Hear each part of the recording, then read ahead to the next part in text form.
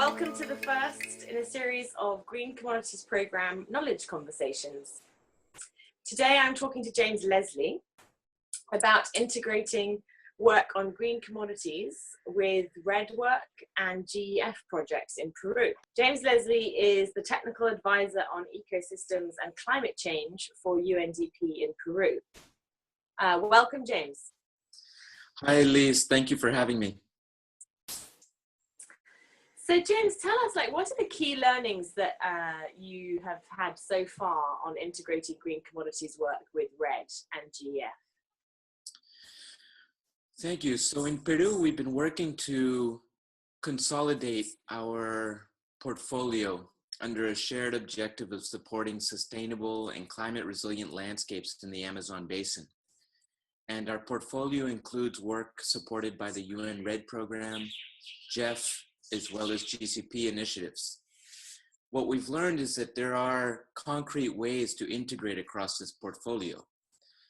The first step that we have taken is to establish a common conceptual framework, including a shared definition of the problem to be addressed, as well as principal strategies and indicators that at a programmatic level should be targeted. In the case of Peru, we have used the nationally determined contributions, the NDCs, as well as the national REDD Plus strategy as the starting point.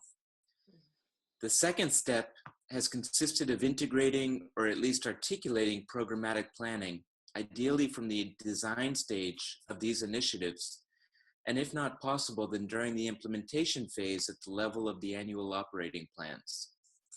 And finally, once we've identified synergies at the programmatic level, at the level of similar strategies, outputs, and activities, we can begin to coordinate at the operational level. For example, through the integration of human resources, whether that means integrating technical and administrative personnel across project teams, as well as by sharing logistics, office space, joint missions, and travel costs. So that is, in brief, the lessons that we've learned and the approach that we've taken here in Peru to integrate across the portfolio. Great, thank you. And so what does this mean for Peru nowadays?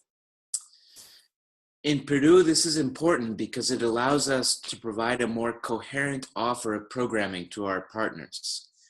With greater programmatic and operational integration at the portfolio level, we can more effectively leverage our technical capacities towards making an impact, both at the policy level as well as on the ground, with the farmers and the communities that are responsible for natural resource use and ecosystem management.